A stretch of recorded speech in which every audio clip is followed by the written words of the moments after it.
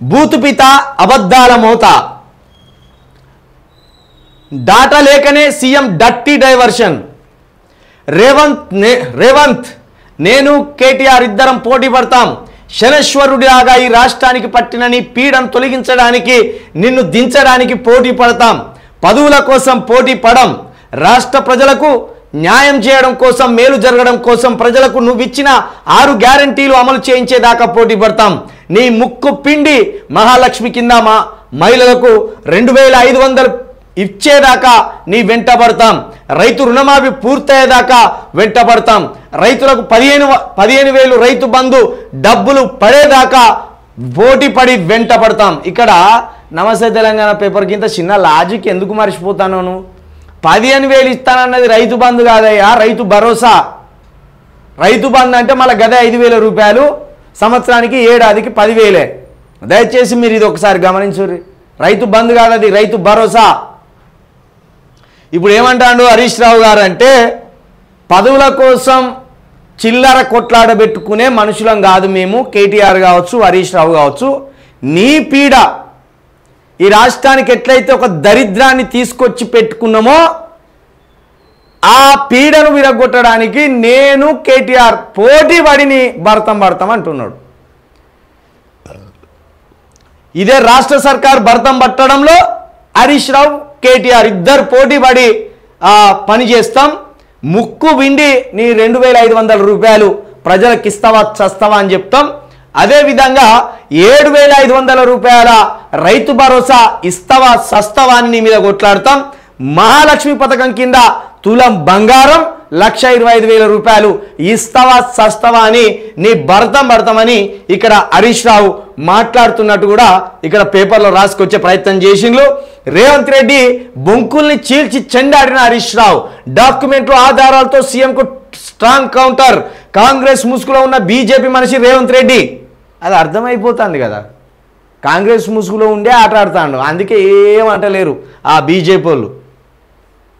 ఆయన అబద్ధాలకు జీఎస్టీ వేస్తే ఖజానా అంతా అటేనాట అమ్మ అబద్ధాలకు జీఎస్టీ కనుక వేస్తేనాట మొత్తం రాష్ట్ర ఖజానా మొత్తం అబద్ధాలకే జీఎస్టీ రూపంలో ఆగమైపోతుందట బూతుల పోటీ అంటూ పెడితే రేవంత్కే ఫస్ట్ ప్రైజ్ ఫస్ట్ ప్రైజ్ కాదు ఇక ఆ పోటీలు ఎవరు ఉండరు అందరూ ఒట్టిగానే చేతులు ఎత్తేస్తారు గింత అబద్ధాలు మాకేడొచ్చాయా ఈ ఆయన అబద్ధాలు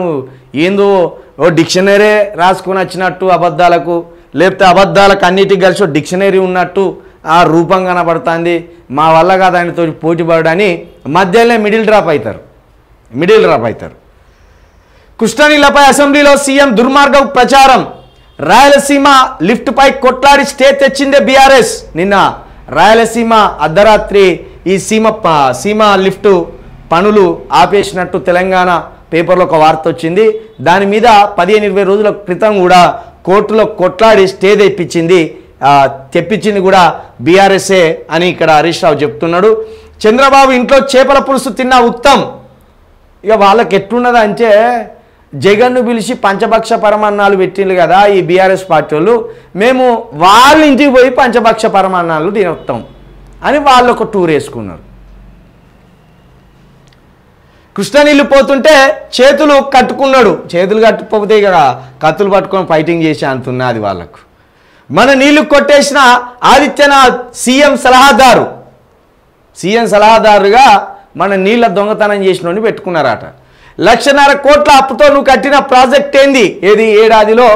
1,53,000 కోట్ల అప్పు చేసి పెట్టింది కదా ఒక 15 నెలల్లో 1,00,000 కోట్ల 53,000 కోట్లు చేసి పెట్టిండు కాబట్టి 1,50,000 కోట్ల అప్పు తెచ్చి నువ్వు ఏ ప్రాజెక్ట్ కట్టినావు మేమంటే ఒక కాళేశ్వరం కట్టినాం ఒక భద్రాచలం విద్యుత్ ప్లాంట్ కట్టినాం ఒక యాదగిరిగుట్ట విద్యుత్ ప్లాంట్ కట్టినాం ఒక సెక్రటరేట్ కట్టినాం ఒక అదే మన అంబేద్కర్ గారి ఆ బాహుబలి లాంటి విగ్రహం పెట్టినాం ప్రతి జిల్లాకు కొత్తగా ఒక మెడికల్ కాలేజ్ తెచ్చినాం అదేవిధంగా ప్రతి జిల్లాలో ఒక నూతన కలెక్టర్ ఆఫీస్ కట్టినాం ఇట్లా అనేకం కట్టుకుంటూ వచ్చినాం మరి నువ్వు 1,50,000 కోట్ల అప్పు తెచ్చి నువ్వు కట్టింది ఏందో ఒకసారి చూపి అంటే ఏం లేదు రాష్ట్ర అప్పులపై నువ్వు చెప్తున్నది కరెక్టా నీ సర్కారు అసెంబ్లీలో పెట్టిన శ్వేతపత్రంలో చెప్పింది కరెక్టా వీళ్ళు శ్వేతపత్రంలో ఒకటి పెట్టిండ్రు అప్పులు ఒకటి చూపించిండ్రు శ్వేతపత్రంలో ఏ అప్పులు చేయలేదన్నట్టు చూపించిండు. కానీ రాష్ట్ర అప్పులపై చెప్తున్నప్పుడు మాత్రం 15 నెలల్లో 1,50,000 కోట్లు తెచ్చినట్టు చూపించిండు. మహానేత చావును కోరుకుంటావా, మనిషివేనా నువ్వు? మొన్న అన్నారు కదా మార్చురికి పంపిస్తాం కేసీఆర్నని. అదే అసలు కేసీఆర్కు ఈ రాష్ట్రంలో అత్యంత రుణపడి ఉండవలసిన వ్యక్తి ఒక్క వ్యక్తి సీఎం రేవంత్ రెడ్డి గారు. కేసీఆర్ బొమ్మ పెట్టుకోవాలి రేవంత్ రెడ్డి ఇంట్లో. ఎందుకంటే తెలంగాణ రాష్ట్రం అనేది సాధించకపోతే రేవంత్ రెడ్డి అనే వ్యక్తి ఎమ్మెల్యే అవునా, జెడ్పీటీసీ అవునా, లేకపోతే వార్డు మెంబర్ అవునా అనేది కూడా ఒక తెలియని పరిస్థితిలోనే ఉండు. కేసీఆర్కు బేషరతుగా క్షమాపణ చెప్పు రేవంత్. క్షమాపణ కాదు, ఆయన దగ్గరికి పోయి చేతులు పట్టుకోవాలి. చేతులు పట్టుకొని బాబు బాబు క్షమించే అనాలి. ఎందుకంటే తండ్రి లాంటోడు కదా అనాలి. నాటి కాంగ్రెస్ పాపమే నేడు తెలంగాణకు శాపం. ప్రభుత్వ నేరపూరిత నిర్లక్ష్యంతోనే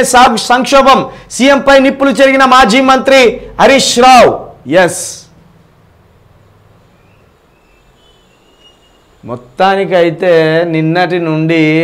సీఎం గారిని ఒక్కొక్కరు వాయిస్తున్న విధానం చూస్తే అబ్బబ్బబ్బబ్బబ్బా. ఆయన ఎవరు? హిట్ బ్యాట్స్మెన్ ఉంటాడు చూడు మనకు, రోహిత్ ఇట్సే అన్నిగా 6లు 4లే దంచుతాను నిన్న నుంచి సోషల్ మీడియాలో.